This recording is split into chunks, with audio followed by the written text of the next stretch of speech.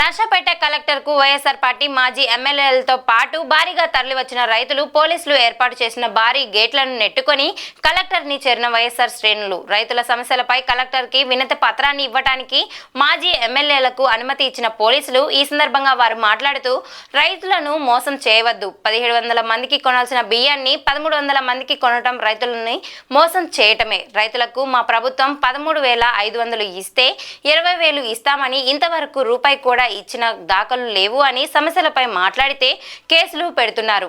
రైతుల సమస్యలపై పోరాటం చేస్తూనే ఉంటాం. 6 హామీలు సూపర్ 6 అని కూటమి ప్రభుత్వం ఒక్కదాన్ని కూడా అమలు చేయకుండా ప్రజల్ని మోసం చేస్తుంది అని ప్రజల తరపున సమస్యలపై జాయింట్ కలెక్టర్ కి వినతి పత్రం అందజేశారు.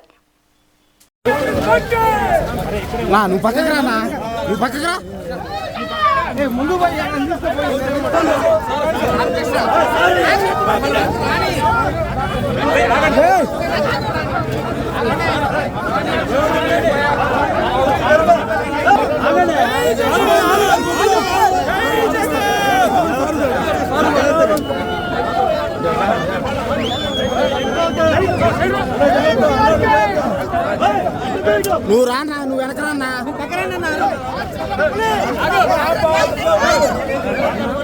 ఎలక్షన్ ఎందుకు అప్పుడు? ఇంకా ఎవరు కాదని లేదు కదా, మేమేం కాదని లేదు కదా, నామినేట్ చేసుకోమని ఈ మాటలకే చెప్తా ఉన్నారు. ఎక్కడో కాదు, 9వ తారీఖు ఆగస్టు నెలలో నర్సరావుపేటలో ఇత్తనాల కోసం ఎగబడి ఎక్కడ టౌన్ హాల్లో మొత్తం తలుపులు వేసేసేసి ఎవరిని రానివ్వకుండా రైతులు వస్తే వాళ్ళని భయపెట్టే కార్యక్రమం చేసింది మీ కళ్ళ ముందు ఇక్కడే కదా. గతంలో 5 సంవత్సరాలు జగన్మోహన్ రెడ్డి గారు ఉన్నప్పుడు ఎప్పుడైనా జరిగిందా? రైతు భరోసా కేంద్రాల్లో అక్కడికి ఎక్కడ ఏ విలేజ్లో రైతు భరోసా కేంద్రం అక్కడికి విత్తనాలు ఎరువులు పంపించి ఇచ్చే కార్యక్రమం గతంలో చేసాం. కానీ ఇక్కడ టౌన్ హాల్లో పనిచేయటం లేదు, ఎరువులు లేవు, ఎరువులు కూడా మార్కెట్లో మంత్రులు చెప్తా ఉంటారు బ్రహ్మాండంగా, కూడా విత్తనాలు బ్రహ్మాండంగా ఇస్తా ఉన్నాం, ఎరువులు ఇస్తున్నామని. ఎరువులు ఇస్తుంటే ఎక్కడో కాదు నర్సరావుపేటలో టౌన్ హాల్లో ఎందుకు పెట్టాల్సి వచ్చింది? ఎందుకు రైతులందరూ కూడా టౌన్ హాల్ మీద ఎగబడవలసి వచ్చింది? తలుపులు వేసుకొని కొంతమందికి ఇచ్చి చేతులు దులిపిన కార్యక్రమం ఎందుకు చేశారు? ఇది అందరూ కూడా చూశారు. ఇదిగో జగన్మోహన్ రెడ్డి గారు ఉన్నప్పుడు అన్ని చోట్ల కూడా నేను చెప్తానే, ఈ దేశంలో ఏ రాష్ట్రంలో కూడా లా అండ్ ఆర్డర్ పరిస్థితి ఇంత అధ్వానంగా లేని పరిస్థితి.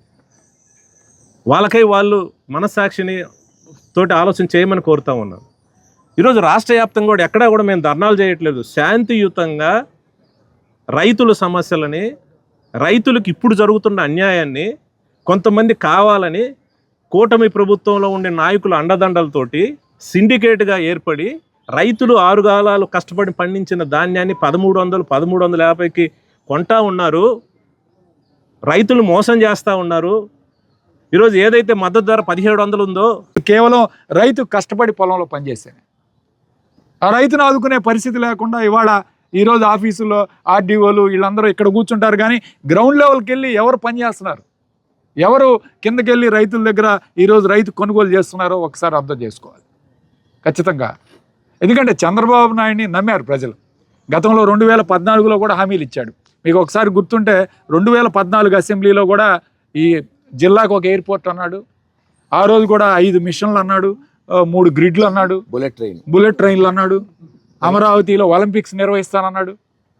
సరే ఆ మాటలన్నీ చెప్పాడు, సరే చేయలేదు. మళ్ళీ జగన్మోహన్ రెడ్డి గారు వచ్చారు, చేశారు. మళ్ళీ ఇప్పుడు ఎన్నికల ముందు ఏదేదో హామీలు ఇచ్చాడు. ప్రజలు నిజంగా నమ్మారు, మళ్ళీ చేస్తారేమో అనుకున్నారు. నాయకత్వంలోని ఈ కూటమి ప్రభుత్వం ఏర్పడ్డాక రాష్ట్రంలోని రైతన్నులందరూ కూడా కాని కష్టాలు పడుతున్నారు. సూపర్ 6లో వాళ్ళు ఏదైతే అబద్ధపు హామీలు చెప్పి అధికారంలోకి వచ్చారో, మరి ఆ హామీలో ఏదైతే రైతులకు పెట్టుబడి సాయం కింద ఏడాదికి 20,000 ఇస్తామని ఏదైతే ఒక అబద్ధపు హామీ చెప్పారో, మరి ఈ రోజున కూటమి ప్రభుత్వాన్ని వైఎస్ఆర్ కాంగ్రెస్ పార్టీ డిమాండ్ చేస్తూ ఉంది.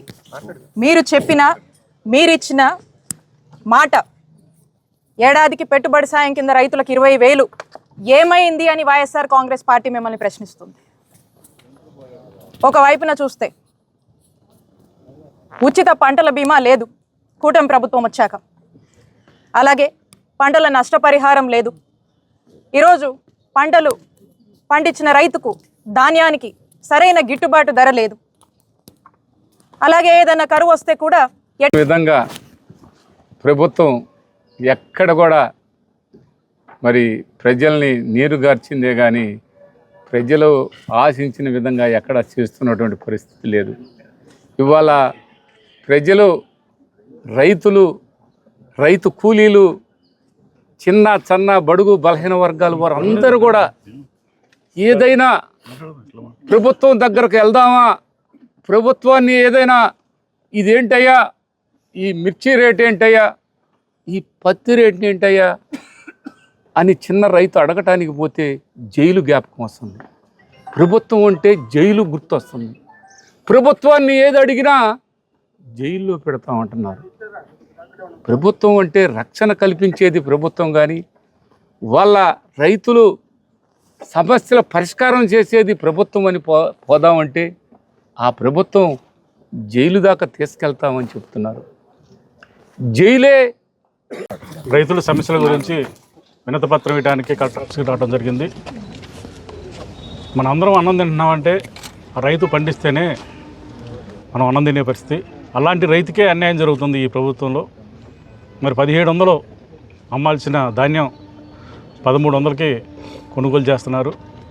ఇది రైతుకి అన్యాయం జరుగుతుంది. కాబట్టి ప్రతిపక్షంలో ఉన్న మేము వైఎస్ఆర్ పార్టీ తరపు నుంచి మరి ఈరోజు కలెక్టర్ గారికి వినతిపత్రం ఇవ్వడం జరిగింది.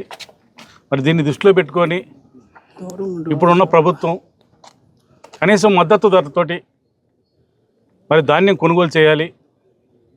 మరి అలాగే ముఖ్యంగా రైతునే ఒకటి ఇబ్బంది పడితే మన అందరం కూడా ఇబ్బంది పడే పరిస్థితి వస్తాయి. గత ప్రభుత్వంలో, వైఎస్ఆర్ ప్రభుత్వంలో మరి రైతు భరోసా ఇవ్వడం జరిగింది.